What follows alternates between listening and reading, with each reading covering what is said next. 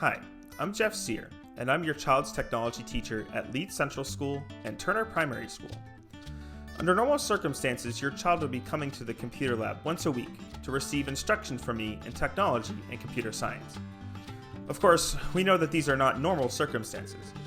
Because of our hybrid schedule that has been adopted for this year, there wasn't enough room for all the specialist classes your child would normally have, and so I was cut from the schedule. Now, your children are certainly learning a lot about technology with the shift to hybrid and distance learning, and I've been working with your child's teachers to help them learn the skills they need for their learning at home and at school. Unfortunately, the one thing that I haven't been able to bring to your child's classroom is computer science, which is something I'm particularly passionate about. That's why I'm happy to announce that I am taking computer science virtual and providing classes that your child will be able to access at home anytime. As with anything in your child's education, we should start by asking, why computer science? Well, it's actually pretty simple. Computer science is all around us. The way that we use computers at home, at work, and at school are all shaped by computer science. The latest advancements in artificial intelligence are being harnessed right now to help doctors and researchers develop vaccines to fight COVID-19 and cures for cancer and other diseases. Networks of sensors and machines can help farmers analyze the health of hundreds of thousands of crops to make planting decisions around harvesting and maximizing crop yields. Seismologists have begun using machine learning to analyze earthquake data in hopes that we may one day be able to predict when and where earthquakes will occur. Algorithms that track our browsing, shopping, and listening habits are used all the time to deliver us more targeted website suggestions, product recommendations, and the music that we want to listen to. But the news is not all good when it comes to computer science. As the historian Melvin Kranzberg noted all the way back in 1986, technology is neither good nor bad, nor is it neutral. Just as computer science is leading to groundbreaking medical advancements, so too has it resulted in facial recognition algorithms that incorrectly identify Black and other people of color at much higher rates than white people, which can have especially devastating impacts when it comes to policing. Social media algorithms that serve us all the content we want to see and nothing we don't can also create virtual echo chambers that ultimately coarsen our political discourse. As more of our information is stored on computers and remote servers, ransomware and other attacks on critical infrastructure can lead to increasingly negative consequences in healthcare, banking, and education. And as automation and globalization have fundamentally transformed manufacturing and industry, we must acknowledge how our economy has been upended in large parts of our country, especially here in rural central Maine. So what are we to do about all this? Well, burying our heads in the sand certainly is not going to work. Whether we like it or not, computers are not going away. One of the best ways that we can mitigate the negative effects of computer science and computing is through education. Whether or not your child goes into a computer science field, there's little doubt that they will be impacted by computer science in one way or another. Knowledge is a tool that we can all use to ensure that we control computers, and not the other way around. It is also critically important that the diversity of our nation is reflected in a field that has such far-reaching impact. Black and Hispanic people are significantly underrepresented among Americans who graduate with computer science degrees and enter the field, and women even more so. When algorithms are coded by teams lacking diversity, they can result in bias, either conscious or unconscious, that can have devastating impacts on the people they are trying to serve. The only way to combat this problem is to ensure that we provide computer science education to all of our students, which is the goal that I have in providing this virtual course. Alright, enough of my yammering about why computer science is so important. Let's talk about the what, the when, and the how. Virtual computer science lessons will be delivered to students in modules approximately every 2 weeks. Kindergarten through grade 2 will begin first, with the first module being delivered via Seesaw on Monday, November 9th. Grades 3 to 6 will see their first module delivered on Monday, November 16th. I'm going to dive a little deeper into what these modules will look like for each grade span, starting with K to 2. So if you're looking for more information on the 3 to 6 modules, go ahead and skip a little further ahead into the video. You can find more information on an exact module release schedule for your child, as well as important links, resources, and FAQs, all on my website. So for your students in kindergarten through grade 2, they're going to access these lessons through Seesaw. Now, many of your specialist teachers are also using Seesaw, but for the most part, your child is going to spend most of their time in their classroom teacher's Seesaw. In order to access lessons for virtual computer science, though, they will need to switch into the computer science class. So the way that you switch classes is by looking in the top left corner for the child's name. In this case, it's test student, because I made up a fake student. And you just press on that. And when you do that, you'll notice that a sidebar appears on the left side of the screen. And what you'll see on here is a list of all of the classes that they've been added to. So your children may see PE and art or music or guidance, and certainly your classroom teacher's class will be here as well. For computer science, they're going to see a class called CS and then their grade with their classroom teacher. So in this case, I've added test student to Mrs. Holst's class in kindergarten. So that's where it says CS K-Holst. I've also set the class icon to a robot, so that will make it easier for students to find. So when you open up the sidebar, you just need to press on the button of the class you want to go to, and you'll end up right there. So new lesson modules will be released approximately every 2 weeks or every other week. And when they're released, they're going to be released as an activity. So you're going to find activities by looking for the light bulb towards the right side of the screen. And in this case, there's a number 1 right there, indicating that there's a new activity that the child has not seen yet. So you just need to press on that light bulb, and then you'll see a list of the activities that they've currently been assigned. So in this case, you'll see here that this child has been assigned Kindergarten CS Module 1, What is a Computer? And actually, this is the same lesson that will be available for the first lesson for kindergarten through grade 2. So when you see this activity, you'll see that here are the instructions, the text instructions right here. You'll see that there are some of the buttons that they'll need to press along the way. And towards the bottom, I have the instructions in audio form, so they can listen to those instructions by just pressing on that play button. Once they know what the instructions are, they can then enter the activity by pressing Add Response. So let's do that right now. Now that we're here, you'll see a couple of different things. First of all, you'll see that I have some different buttons that are all different things that they can access.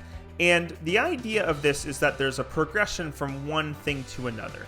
So every module is going to start with a warm-up video. And this is where we go over some of the vocabulary terms and learning targets and just some of the basic stuff that students are going to need to know for the activities that are coming afterwards.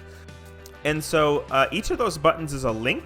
You're going to look for these little chain links here. And then by pressing those, you can be brought to the next page. So we end up on warm up. And so now we can, we have a little video here, and we can press the play button to listen to the video. Welcome to your first day of virtual computer. Okay, you've already heard enough of my voice. That's enough there. And then to go back to the learning map, you can just press on this button down at the bottom, and that will bring you back to the first page. Now, a couple of other things that are here to help your child, first of all, are these little speakers and play buttons. And anytime you see one of those, that means that there's something that the child can listen to help guide them through what they're seeing. So in this case, I'm going to go ahead and press on this one right here. Start here with the warm-up video. So again, just a little quick narration of what is this button here? What are you going to do? And you'll see that I have several of these throughout and on other pages as well to help guide your child through these activities. Another thing that each of these slides is going to have is a caption, which is down towards the bottom left of the screen. I can go ahead and press on that, and I can listen to the directions that are for that specific page. Check out this week's CS Learning Journey Map. Okay, pretty simple right there. So again, the idea of everything that we're doing here is to guide your child from one thing to the next. So there's going to be a warm-up video every class, and then there will be an activity, which most weeks there will be 2 and sometimes even 3 activities. But for this first module, we're going to have just 1 activity. And then there'll be a little bit of a reflection, and that's going to be a chance to kind of recap everything that was learned during the lesson and build off of it and add anything else that might be necessary. So, and you can see with the arrows that we go from warm-up to activity to reflection. And if your child wants to leave it there and be finished with the learning module, that's fine. At that point, you're done basically the basics. And at that point, if they want, they can go ahead and press on this check mark in the top right corner, and that will turn in that activity so I can see what it is that they did and respond. Because I certainly want to see what your kids are learning, and I want to help and cheer them on as much as I can. So in addition to the main activities that are kind of with the bigger boxes, we also have on the bottom a couple of smaller boxes. Now, one of them is bonus learning. And if we go into bonus learning, these are activities above and beyond that I'm not expecting them to do, but are there if they want to engage in some different kind of learning. And there may be a couple of different, types of bonus learning here. There may be, in this case, there's going to be a scavenger hunt where I want them to be thinking about where else they might see computers in their daily lives, and kind of documenting those. And in addition to that, there's also a book for them that they can listen to or read on the Epic app. There might also be times where I'm doing a read aloud of a book for them, or there may be some other type of activity. All depends. That week there might be a video that kind of shows some of the learning that they're doing in action, maybe how CS is used on a daily basis, or how it's used to make an impact in the world. Or there may be a read aloud of a book that I do, and I'll put a video for that. So it all depends. Each module will be a little bit different than the last. So that's the bonus learning module. Let's go back to the map. And then the last thing is the virtual help desk. And so this is intended not just for your child, but also for you. If there's anything that can help you navigate this learning map, because there's certainly a lot here, and I don't necessarily intend for everything to be done at once. This is something that can be done in little pieces as we go through the course of 2 weeks.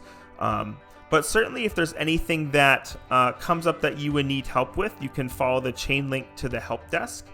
And then if I have any specific tutorials for that lesson of things that your child will need to know how to do as part of the lesson, they'll appear on this page right here.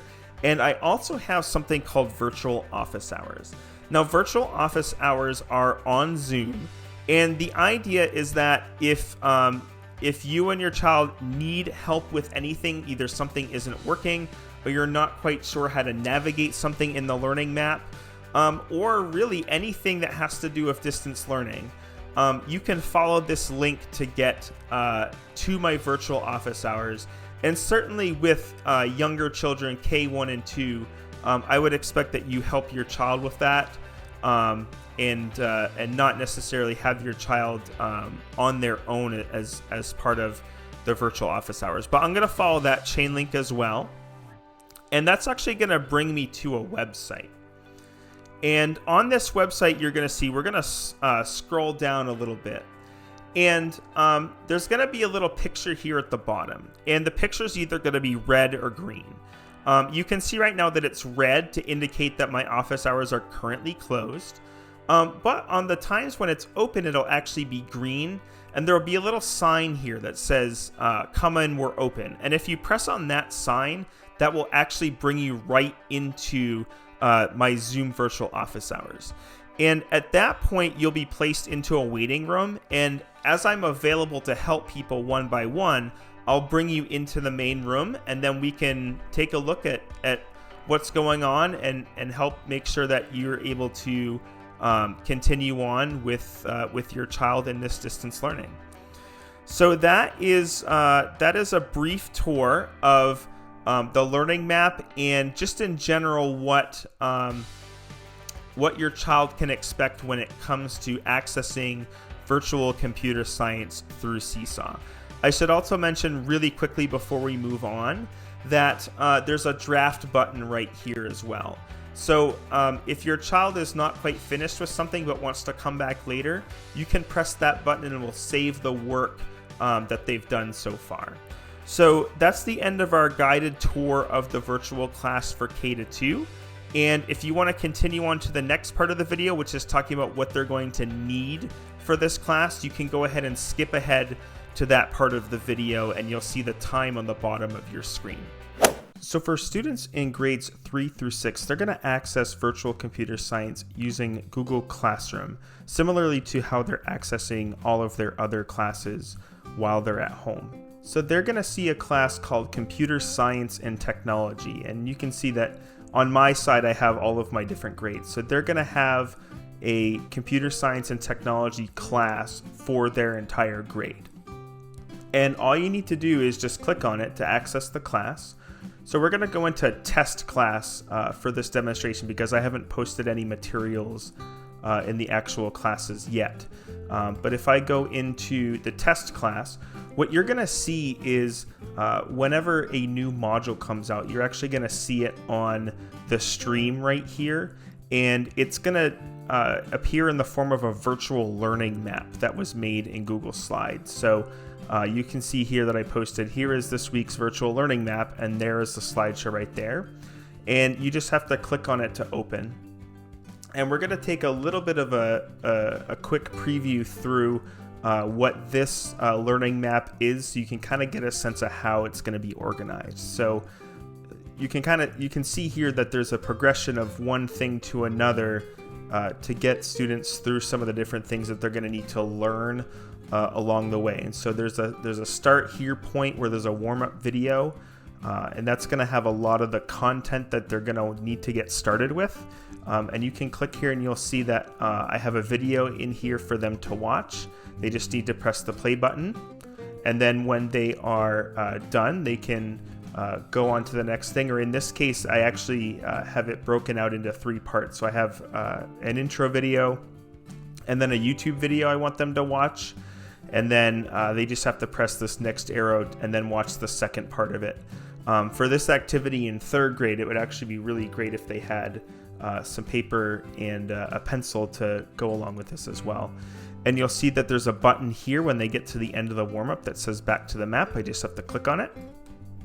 And here we are back at the map. So each class will have a warm-up video to start, and then it will proceed into an activity. I just click on the activity right there.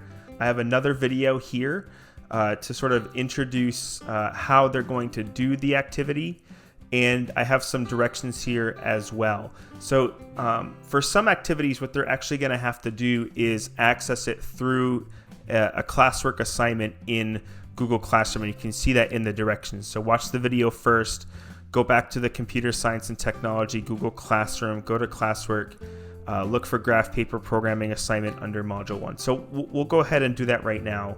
So I'm just going to go ahead and switch back to my Google Classroom tab here. So you see when we get back to our Google Classroom that right now we're in the stream, and then we're actually going to go look under the classwork section, and you'll see that I have 2 categories here. I have important websites and I have module 1. So I'm going to probably just post each module's classwork as its own header. And you'll see that there is the assignment that I was talking about called Week 1 Graph Paper Programming. And I just need to click on it. And the student view will look a little bit different from mine, but they should see a slideshow in here. And they just have to click on it to open that activity. So that's how they're going to access the first activity. We can go back to our learning map here. And we go to the next activity, which is just for them to go onto code.org and work on level 2. And you'll see here that again, I've given them some text directions about how to access code.org and what to do when they get there. And I also have a video for them to watch that shows them that process. So I go back to my classwork Google Classroom page. There's the code.org login page. I can click right here. There's the link, click on it to open, and then there's that continue with Google button that I was talking about in the directions. So again, hopefully there's enough directions here to help guide students through the module activities as they go along. Certainly if there's anything that feels like it's missing, let me know so that I can make adjustments for the next module that comes around. Let's go back to the map. You'll also see that every learning map ends with a reflection. You can just click right here. There's another reflection video. I may also incorporate a quick little thing for them to do a quick activity as well. But at least for this week, it's just a little wrap-up video to kind of summarize what the learning that took place and look ahead for the next module. And then you'll see that I have a couple of smaller boxes on the bottom, kind of some optional things. I have the bonus learning section that I can click on. And again, here's another video that will explain the bonus learning options that they have for that module. And they will change from module to module. This module, there is a video for them to watch talking about how computer science is having an impact on all different aspects of our lives. And there's also a couple of online books that they can read on Epic as well. So they can kind of follow those and see what waits for them. And again, they can watch that video for more of an explanation. And then the last thing I wanted to point out was the help desk. And so again, if your child is having any issues, if you're having any issues helping them, check this place out here. If I have any specific tutorials or things relating to activities in the module, I will put them here. For this module, I have a link to a handout that would show you how to create an Epic account for your child if they don't already have one with their classroom teacher. And then I also have a link for virtual office hours. I want to talk about those real quick. So virtual office hours are on Zoom, and that is a way to get in contact with me directly if there are any issues that you or your child are having with anything within the learning modules that I send out, whether it's something technology-wise isn't working and you're not sure how to do something, or even if it's something specific in the activity that they're not sure what the answer is or not sure how to figure it out, or just anything tech-wise related with anything else with distance learning. This is how you can access me through the virtual office hours. And you can just click on the Zoom icon. It'll open a website in a different tab.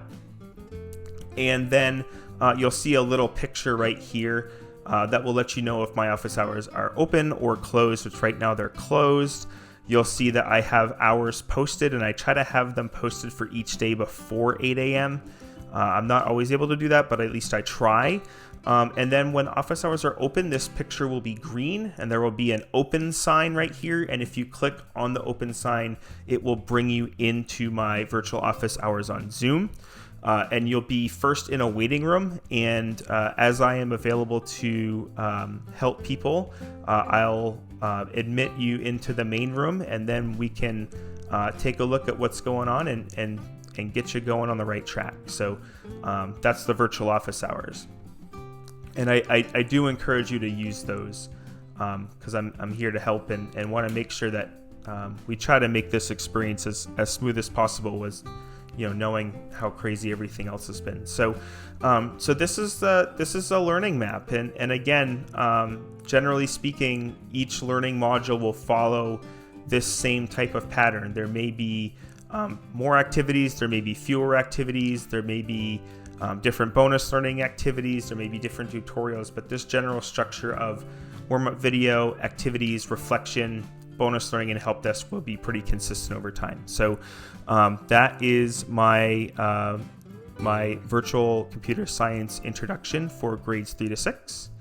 And now we will continue on to talk about what materials and things your child will need to access this course. So what will your children need beside their device for this course? First, they will need their code.org login. For grades K through 2, most of you would have received a login card as part of the technology folder that I sent home a few weeks ago. It would look like the card that you see on your screen. It will have their secret picture that they will need to log in.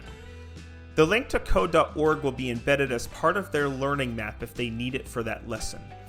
From there, students can click on the picture associated with their classroom teacher, which will bring them to their login screen. Then, they find and press on their name, select their secret picture, and press Sign In. Then, they will select that module's assigned activity. They can also go back to work on previously assigned activities if they want to. For grades 3 through 6 students, their code.org logins will be tied to their Google logins. So to sign in, they will follow the code.org link that is provided in the classwork section of their virtual class. And then on the login page, select Sign In with Google. They can then get to work on the assigned activity. Grades 3 through 6 students will also need a Scratch account. Scratch accounts are created by the students themselves, so they do not exist yet. To create their account, they will go to the Scratch account creation link that I've provided for them in the classwork section of their virtual class. Please help your child create a safe, appropriate username and password. What does safe look like?